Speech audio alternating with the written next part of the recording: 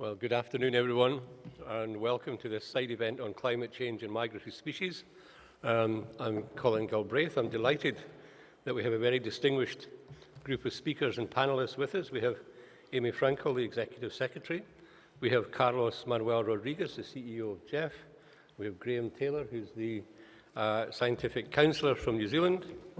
And on this side, we have Sarah Scott from JNCC and James Williams, who's the UK Scientific Counsellor. So a very distinguished panel indeed. We have a programme laid out for you, which will look at issues around climate change and migratory species. And as you know, climate change is one of the major factors impacting on migratory species at the moment, and it will in the future. Delighted to say that we launched a report that you have some copies of down here. We launched a report at COP14, climate change COP in Dubai, some months ago that was very well received by the media, but it lays out priorities for action as well. So we'll hear more of that later. Without any further comment from me at this stage, I'm delighted to hand over to Amy Frankel to tell us why climate change matters to CMS. Amy. Thank you very much, Colin. And as Colin said, we were really delighted to launch this report at the COP28 in Dubai. It is really important that we have the discussion here, since climate change is, in fact, one of the key threats to migratory species. So I think we have some slides coming up. Oh, I have to do it. Okay, hang on. Sorry. Here we go. So the first question is, why this review now? And as we present in the slide, there's some very good reason for it. And it has been a while since any kind of study like this has been done, so that's important to bear in mind. So the first is that, of course, we have the twin challenges, global change in the world of climate change and biodiversity, and they're both really getting to the level that we can call them crises. The second is that climate change is having impacts on migratory species now. We know that from the study, so that some impacts that had only been projected in the past work that had been done on this topic, we see them now, and you'll hear more about that in a minute. The third, of course, is that, and just as with the State of the World's Migratory Species Report, we need good science to ground the decisions that we have to take. So if we have good science on this topic of climate change, the report helps us know what are some of the most urgent actions that have to be taken. And then finally, we try to also show the positive in this report about how migratory species, they're an integral part of ecosystems where they're found, and they contribute to climate mitigation as well as resilience and adaptation. So they're part of nature, so that makes sense, but the report really lays this out in some detail. So I'm just going to give these key messages and then hand it to the next speaker. The first is that, as I just mentioned, that migratory species are providing essential ecosystem services to society. In the case of climate change, one quick example, and there was actually a study by an IMF expert on the forest elephant. It was quite fascinating, and he tried to quantify the value of forest elephants for helping with climate mitigation. And in fact, there was evidence that these elephants, their behavior, where they walk around and they're actually pushing down on small undergrowth, they allow larger trees to thrive and to get old and store carbon. And when those elephants are taken out of the ecosystem, that doesn't happen. So it's the direct evidence of this role of a species.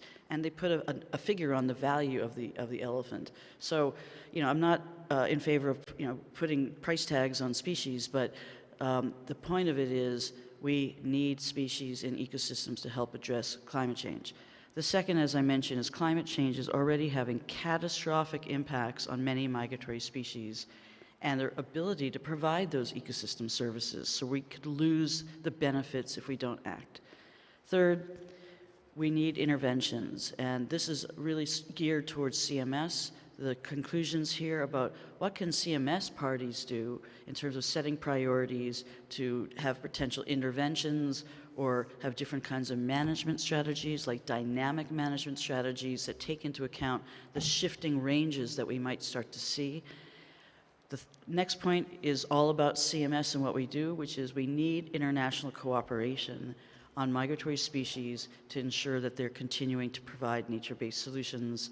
And finally, we really provide a way of facilitating conservation action that also bridges and has synergies with the work of the UNFCCC and the CBD. And I just want to briefly mention that I had a meeting with Simon Steele, who's the head of the Secretariat, the Climate Change Convention, to explain what we're doing, and he reached back to me immediately, and he wants to work together on a number of fronts, including on our energy task force, which looks at reducing impacts to migratory species even while we invest in renewables. So we are really working on those synergies, and with that, I'll hand it to the next speaker. Thank you, Amy, very much for that. CMS is central to dealing with climate change. Sarah. Indeed, it reaches the parts that I'm sure no one else can reach. Delighted then to introduce Carlos Manuel Rodriguez, CEO of the GEF, to tell us about funding the linkage, the essential linkage between climate change and migratory species. Carlos. Thanks so much, Colin, and good afternoon. How do I begin with this topic? It's so interesting. So I've been a CBD negotiator and climate negotiator for Costa Rica for almost 2 decades. And I remember going to UNFCCC and then going to CBD, and I found that, you know, we were talking about very, very similar things. Very, very similar things, even though we never connected the dot, particularly when IPCC, I don't know, in 2002, 2003, told us that deforestation is the second most important source of carbon emission to the atmosphere. We didn't know about that. And myself and a group of people, and back then, forest was not even considered a solution to climate change, mitigation. And in 2005, during the COP in Montreal, UNFCCC, the REDD Plus began taking shape.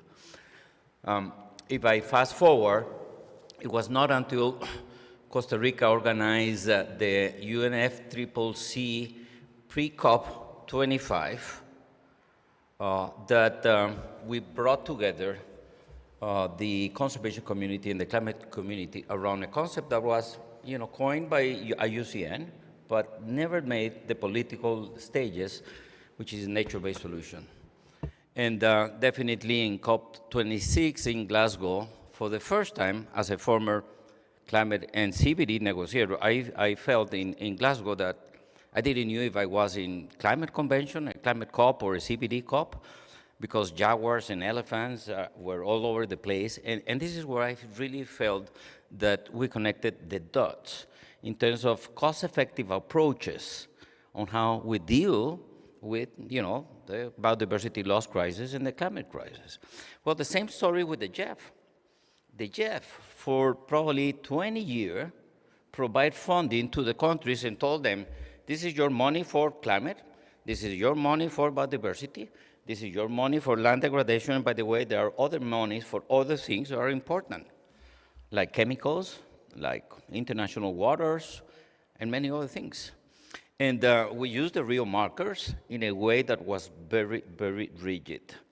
It was not until probably 10 years ago, in GEF 6, that the GEF began testing how we can address the real drivers of degradation. And by doing that, the GEF began to understand that a more comprehensive, integrated approach was needed. And this is where these new programs, the integrated programs, began taking shape. The first, I would say, generation of integrated programs was on sustainable cities, food security, food systems, and land degradation, and large forest biomes. Also, in that context, it's very important to understand what is the GEF and how the GEF allocates resources, because they're asking me in the funding. Well, the GEF is not ourselves, the Secretariat. The GEF are the countries, 187 countries. The GEF is not a scientific, technical organization. It is a political organization. And we all need to understand that it is a political organization that works based on science and evidence. So it has been a political process, the one that the Jeff has developed, to really integrate much more our funding across sectors. So we began breaking those models on providing money for climate, biodiversity, and land degradation. And we began giving countries full flexibility to use their Jeff resources across the conventions. And believe it or not, it was not until 2 or 3 years ago that countries had full flexibility on how they use their resources. So in terms of funding, this is the evolution of what is happening at the Jeff. And we need to understand that the Jeff allocates resources. And the Jeff, when I talk the Jeff, don't look at me or the Secretariat, look at the countries. Because the decision-making body of the Jeff is the Council, with 32 constituencies representing 187 countries. And we use data and science to allocate the resources. My presence here in this convention is very important, and I mentioned it during yesterday's opening, but most importantly is for me to learn. Learn the priorities, learn the structure, learn more about the goals and targets, how do we measure progress, and how do we engage with countries. And there's a high potential to bring the migratory species component on how the Jeff operates. I'll give you one example. The way we use multiple indicators to allocate the Jeff resources throughout the countries. And yes, the biodiversity indicator, something that we have worked with WCMC for many years, not necessarily reflects the value of the environmental services being provided by migratory species, or the value of or being able to give a weight to migratory species as a component in what the Jeff does. So I'm going back home, I'm going back to Washington, thinking on the next replenishment and how we can enhance much more the science and the data behind how we take decisions to allocate resources. When I see these indicators on how we distribute resources, yes, biodiversity indexes are there, but we need to go deeper. So we can be more, we can tune up the mechanism and be able to bring the best of what we can do. And when I see these indicators, these biodiversity indicators are, you know, I will say that this is probably the old-fashioned way that we did assessment, and we can give weight to some indicators, sub-indicators, that can reflect much better all of these very important elements that are coming from this convention and probably other conventions that we don't directly engage or finance. So it's important for the parties and the stakeholders of this convention to really understand how the Jeff works and operates, because I can capture some ideas, but it is you all, the experts in migratory species, that can help us put elements, criteria, give weight to those things that I strongly believe should be reflected on how the Jeff distribute resources. At the same time that we are going into these more integrated approaches across conventions and across sectors. The Jeff, we all say, and give me please 2 more minutes, we all say that we at the Jeff, we say that we work with countries. And this is a false presumption or a false affirmation. We don't work with the countries. We work just with the executive branch. And when you look in more detail, we don't even work with the executive branch. We work with one agency of the executive branch, which are the ministers of environment.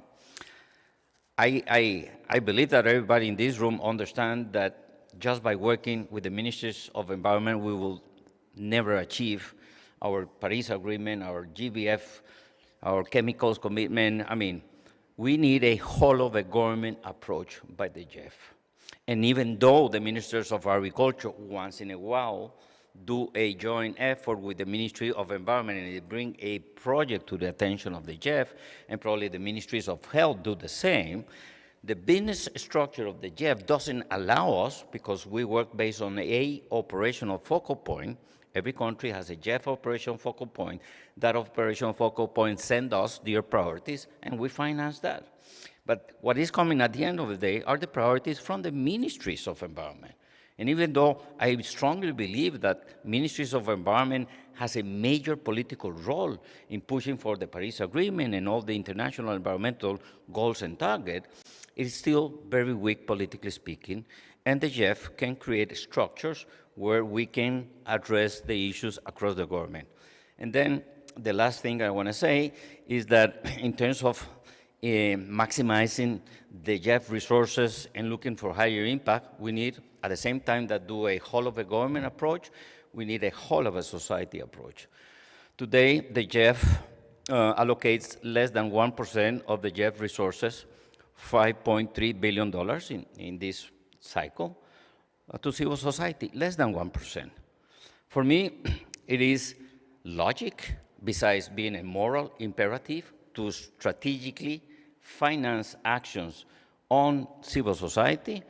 It is logic that in terms of the size of the challenge and the complexities, the JEF should be the main provider of financial resources to civil society in the context of the conventions that we operate and work. And my goal is to commit to mobilize 10% of the JEF resources to civil society by 2030. Very challenging, but I think it's the right thing to do. It is cost effective, and without civil society, without a whole of a government approach, we will never be able to impact and change the rational consumption and production pattern that our societies do have. So this is a little bit on what I believe can be the political context of the JEF, so this convention can contribute in the next replenishment with a lot of data information. We need our eyes to be open for regional initiatives. The JEF works in pieces of those corridors or on those flyways. I want to have a clear set of goals and targets on how we address the regional and global challenges associated to species, because the same report, this report, is telling us that there's a very concrete climate benefit in terms of mitigation and adaptation if we work in a comprehensive way with migratory species. And yes, we have a high interest in putting global programs for marine and terrestrial investments on migratory species, the flyways, so much science around it, so much momentum around it at the global level, at the national level. Even banks are really getting development banks engaged in this. I mean, 10 years ago, we never thought that a development bank would have an interest in migratory species. And now there is, in Asia, in Latin America. And these are things that are very important. And by the way, those banks are JEF implementing agencies so that means that it is a no-brainer for us to think on that. So with this, thank you for the opportunity of being able to share some ideas and insights with the JEF, and congratulations, Colin and everyone, for putting together this very comprehensive set of documents, and particularly the summary on the key messages. Very important, and thanks for the opportunity to join you all here. Thanks.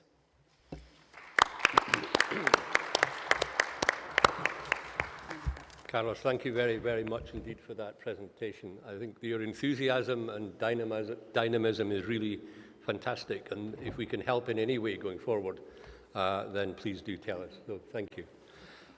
We've talked about the report. Let's hear a little bit more of the detail and the major findings from the report. If I could hand over to Sarah Scott from the JNCC in UK. Sarah. Thank you, Colin. I'll now be taking you through the major findings from the report. So, working with the British Trust for Ornithology, we conducted a review of climate change and migratory species. This was a three-part report that firstly looked at the impacts of climate change on migratory species, updating previous reviews to understand the current threat that climate change poses. The second part of the report then looks at how we can take actions to help migratory species adapt to climate change. And the final part of the report looks at the ecosystem services that migratory species can provide. We've also produced a helpful summary for policymakers, which you can find at the front here. So I'll now take you through the first part of the report on the impacts of climate change on migratory species. The report finds that overall, climate change is affecting all CMS migratory species groups. Globally, temperatures are increasing and will continue to do so, and this is having negative impacts on the survival, breeding success, and population size of many migratory species groups, and in particular, those residing in the marine environment. In response, many species are attempting to shift their ranges polewards or change the timing of their migration. Alongside increases in temperature, there's also changes in water availability and reduced availability of water, and this is largely due to an increased number of droughts and more pressure on water resources. This is causing the loss of wetlands and reduced river flow, and it's having negative impacts for species in drier climates and those that rely on habitats like wetlands and rivers in order to migrate, such as waterbirds and fish. Extreme climate events such as storms, landslips, and wildfires are also increasing in their frequency and intensity, and this is causing localized habitat destruction and in some cases wiping out full colonies of migratory species, which can represent a significant proportion of their population. Changing oceanic conditions are also impacting migratory species. For example, rising sea levels are destroying low-lying coastal habitats, which many migratory species rely on for breeding. Changes in the salinity and pH of the marine environment is also impacting migratory species. For example, coral reefs can be impacted by this, with knock-on impacts on a variety of different migratory species groups. This part of the report also looks at a variety of case studies on specific CMS-listed species, looking at the impacts of climate change on them.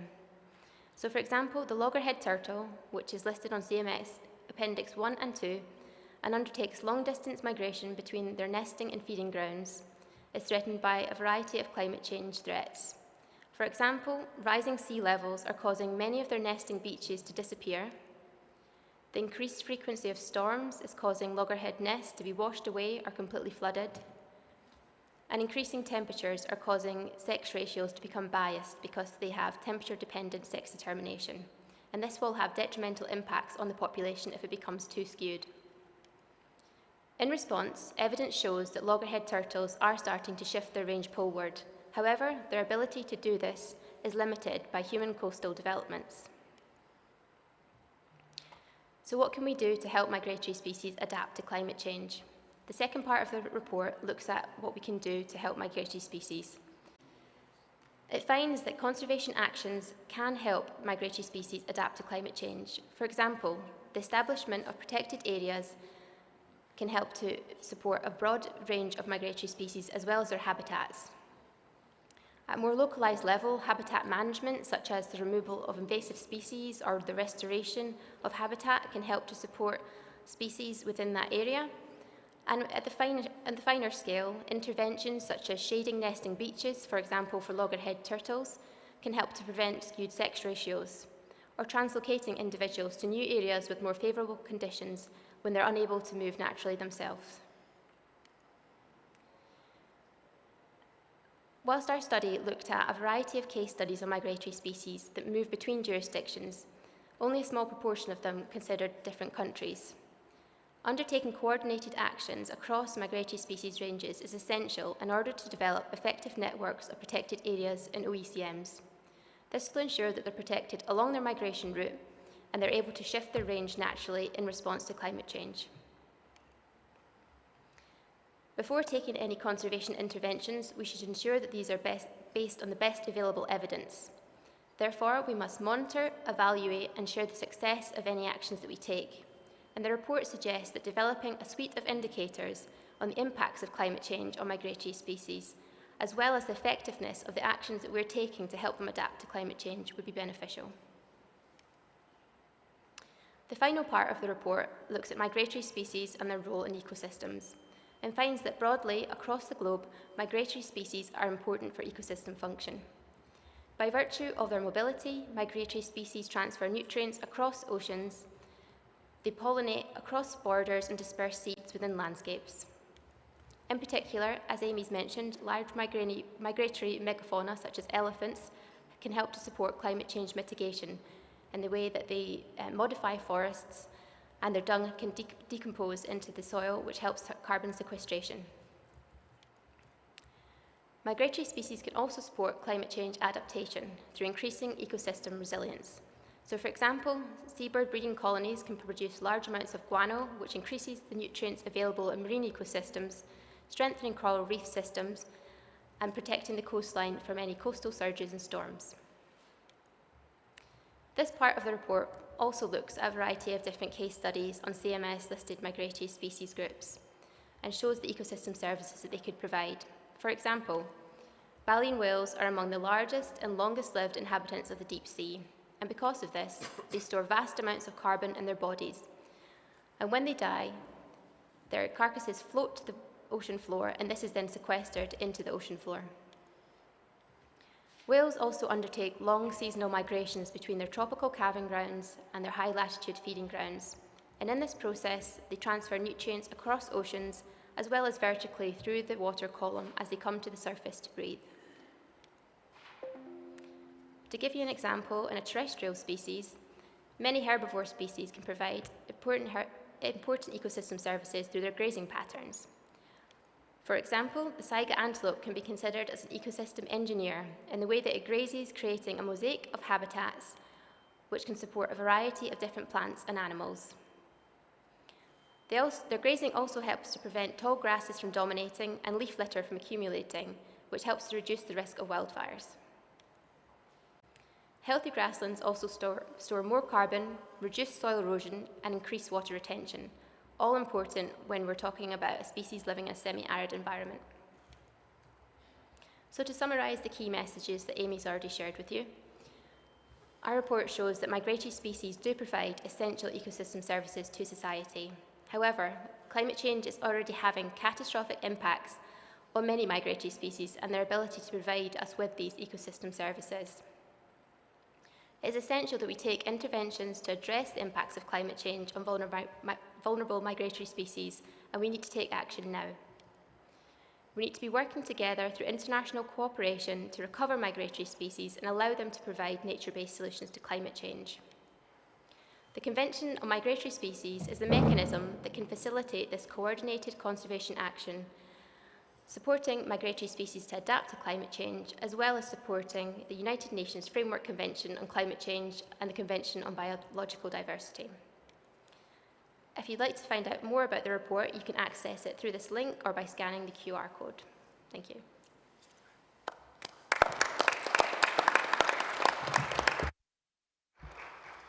Sarah, thank you very much indeed for that. I think you can see the importance of the report and how severe the impacts already are, but we can take action. That's the other key message.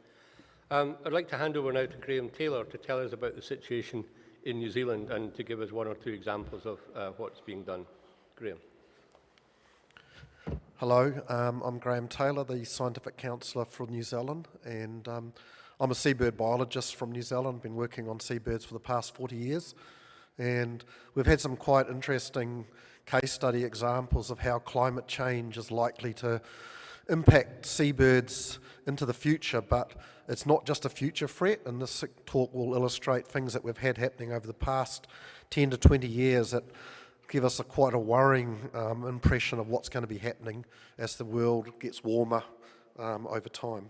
So we'll start off with a little case study on a species that's confined to a single island on one of our nature reserves in southern New Zealand. They used to be much more widespread, the whenuaho diving petrel, all around southern New Zealand on beaches, but invasive species shrunk them back to just a single island. They specialise breeding only in sand dunes, and they prefer to be right on the dune face, which is not a good strategy, unfortunately, when you've got changing ocean conditions happening. So after we removed invasive species from this island, we expected the species to begin recovering quite quickly, but unfortunately we hadn't anticipated the impact of storm surges, and within a couple of years of the rats being removed, we had a really major event where an easterly storm came in and smashed the dune face and took out more than 10 metres of dune, and unfortunately in the process of that it wiped out quite a lot of the birds that were breeding at the time in the dune. We think there was about 50 of our marked burrows were lost in that one event, and this is out of a known sort of population that was pretty tiny. So we had only just started banding the birds at that stage, and unfortunately a whole lot of them were found washed up dead on the beach where they'd obviously the dune collapse had drowned them, and we lost 15% of our known population, that's the world population of the species, just in one single storm event on one occasion. And we've had 2 or 3 similar storms like this since that time, which have caused further losses of birds. So this is not a one-off event. This is actually going to start to become an increasing problem, and we're now looking at having to try and translocate birds to another location where they may be more secure. So another case study was at the Antipodes Island, which is directly on the other side of the planet from London. That's why it's called the Antipodes. There was a major ex-tropical cyclone passed over the island back in January of 2014. It dumped substantial volumes of rainfall on the island. In the process, it caused landslides to occur right throughout. It was so severe, it actually knocked the research hut off its foundations in one of the big landslides that came down the slope. And so I'll just take you through some examples, and you can see the scale of it. Whole hillsides just slipped away. This is peaty soil full of burrowing petrels, just got wiped out in the process. And you can see, you know, about 11% of the island surface area was stripped back to bedrock just in this one event that happened over a single day. There were Antipodean albatross, our Appendix 1 species, was breeding at the time, and chicks got buried in the landslide, even adults got taken out by it, and we lost a whole, you know, literally thousands of burrowing petrels, white-chinned petrels and white-headed petrels and other species. We probably lost more than 10% of the populations of those species in just a single night of rainfall.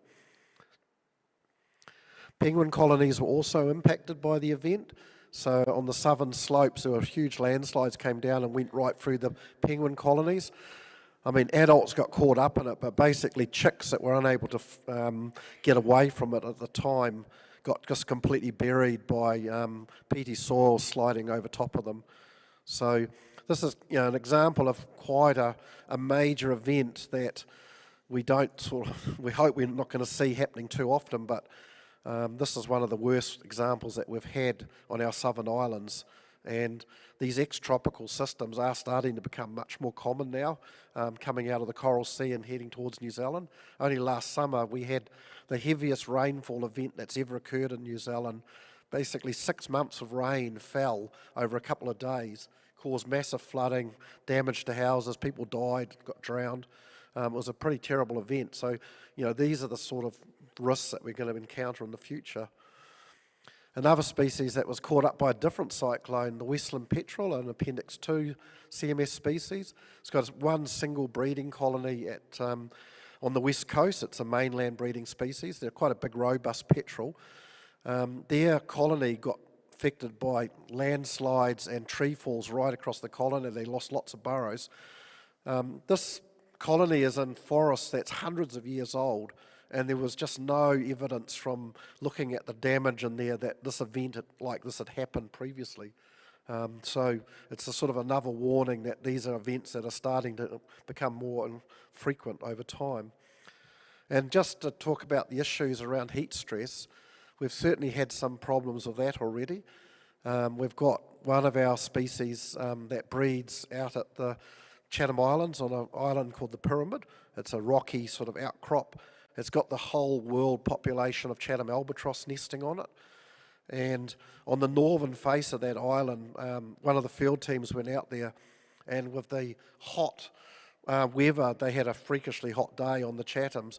They found dead chicks just spread all across the northern slopes. They basically passed out from heat stress, and there were literally adults trying to sort of revive their chicks, but they were gone. And at the mainland colony of at Taiaroa Head, we've got a really small colony of northern royal albatross, an Appendix 2 species.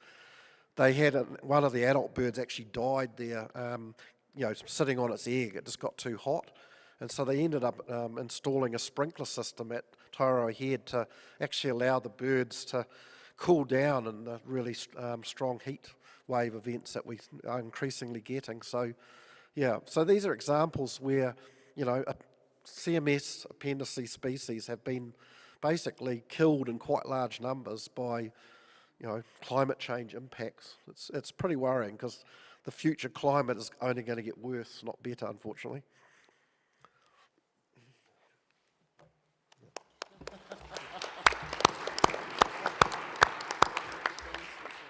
Graham, thank you very much. I think the examples are absolutely stunning, and it makes the point that as populations are squeezed from other sources, climate change can be a tipping point. It can be catastrophic. We expect change to happen sequentially, but actually it can be catastrophic, as we've heard there. So, Graham, thank you very much indeed, and good luck with the action you're taking to try and reduce the impacts. We've got a little time for questions and answers. I'm interested if anyone would like to ask any of the panel a question on anything you've heard. Please don't hold back. Yes, in the centre. It'd be useful if you say where you're from so we can follow up with you. Hello, everyone. My name is Khalid Noubi. I'm the CEO of Nature Conservation Egypt. It's an NGO in Egypt. I would like to thank you for this very great work. And my concern as a leader of one of the NGOs in Egypt, that we find it often easier to find fund for conservation actions than producing science, for example. And if we are talking about this kind of science, we are talking about a long-term science and research. So actually what we often find that some sort of science are being produced mainly in the global north, and we have to use this to circulate and even to use in our communication work. So this gives the impression as if in the developing countries, we are conserving nature on behalf of the West or on behalf of the global north. So do you think maybe it's time to allocate a considerable amount of fund for science production in the global south specifically? Thank you. Thank you. Anyone want to tackle that? Sure. So in terms of what the JEF does, there's a high percentage of resources that we allocate through the different projects that has to do with science, development, data, and building capacities. Nevertheless, I strongly believe that there should be resources available to countries to innovative approaches. In the last replenishment, JEF 8, we were able to establish a window for innovative approaches, which is just beginning to be available to the countries. This can be the starting point of something larger. Also, we have established a fellowship program, which is the Gustavo Fonseca Fellowship Program, to fully finance the academic development of researchers and biologists and scientists, as well as providing strategic funding for their initial early research and development, which is kind of odd to what the JEF has done in the past, but I believe that there is no better investment than investing in our richest, most valuable resource, which are the human resources. Again, this is available for countries, and it's up to the countries to be able to engage and use those resources. Thanks. Thank you for that. Take a couple more questions, one down the front, and then I'll come up to the back. Yes, please. At the front. You, yeah. Thank you very much for very interesting presentations. My name is Bakhtiyor Karimov from National Research University, Uzbekistan. So my question, I think, to Mr. Rodriguez, regarding your, you told that you cannot achieve your goals alone with the ministries, working with the ministries, and in this regard, I remember the practice from FAO, Food and Agriculture Organization. They always invite one person from the ministry and obligatory one person from the science sector, scientist or academic, there should be. So they should, to say, come together always, everywhere. So conferences, other workshops and so on. Yeah. Do you practice such methods or such strategy? This is the first question. And the second, I think you said that there are a lot of scientific information. Today we have gathered and Jeff more or less oriented to innovative or applied aspects. Yeah, so I would draw your attention that in Central Asia highlands, you know that Western Tian Pamir mountain areas, the whole Central Asian region. Here we have large gaps regarding the migration of aquatic species, above all fish, freshwater fish from living in mountain rivers. So here, on the one hand, we have very intensive climate change impact. From other side, we have anthropogenic impact, water extraction, hydropower development, dams construction, and so on. Would it be interesting for Jeff? What do you think, this aspect? Thanks for both questions. The biggest human challenge, by far, is associated to the fact that there is not a single nation on planet Earth that invests more resources in the protection of nature than what they invest in sectors that destroy nature. All countries of the planet Earth invest 144 times more financial resources in activities that destroy forests than what they invest in forest conservation. No country do better than others with regards to the finance of nature and to keep subsidizing and creating incentives to sectors that destroy nature. So it's not a matter of mobilizing trillions of dollars what will help us revert climate change or loss of biodiversity. It's investing in policy coherence. National development policies in every single country, from the most developed, rich nation of the world, all the way down to the less developed nation, all nations continue to invest many more times resources in activity that destroy nature and contribute to climate change than what they invest to revert that. So it is not putting more money in the JEF what will make the change. No. But the JEF can be very good in being a catalyzer of political processes where you generate this policy coherence. Let me give you an example of what I mean. I used to be a Minister of Environment in my country, Costa Rica, and my biggest challenge was the policies from the Minister of Agriculture. And we were both ministers, working with the same president, under the same ideology, from the same political party, using the same taxpayer resources, et cetera, et cetera, et cetera. The biggest challenge, political challenge for the Ministers of Environment are the Minister of Agriculture and the Minister of Energy and Mining. And by the way, in my country, Costa Rica, mining, energy, biodiversity, climate change, freshwater, ocean, all are in the same institution. We don't divide in Costa Rica the management of renewable and non-renewable natural resources in different agencies. This is what we normally have in every single country, and this is the best recipe for incoherence in development policies. So the work that we need is to generate policy coherence. What is the difference? I ask myself, what is the difference between a Ministry of Agriculture and a Ministry of Environment? Well, somebody can say that the Ministry of Agriculture is the ministry that works on production, and the Ministry of Environment is the ministry that works in conservation. That is wrong.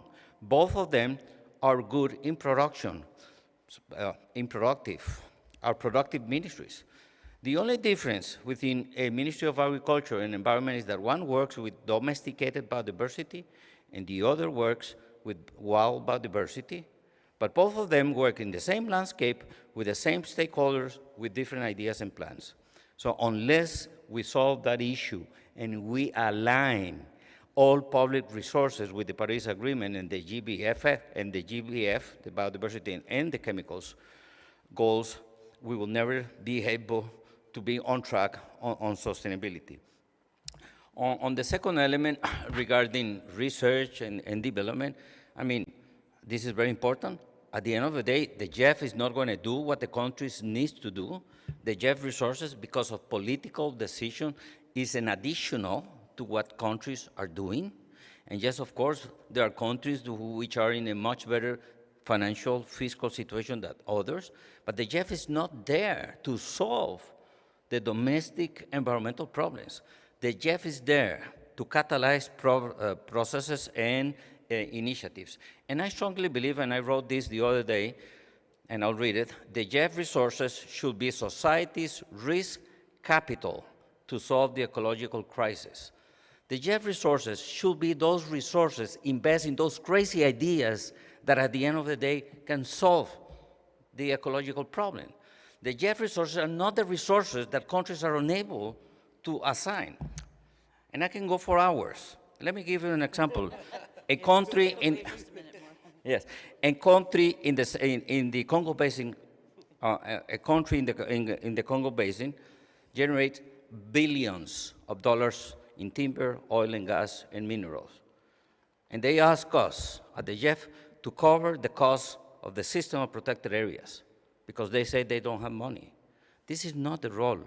The role of the GEF is not paying park rangers, and the cost is investing in those activities that eventually can generate new ways by which we can solve issues. So the risk appetite in the GEF is relatively high, and we're working on that so we can be able to provide funding for those activities that eventually can help us move the needle.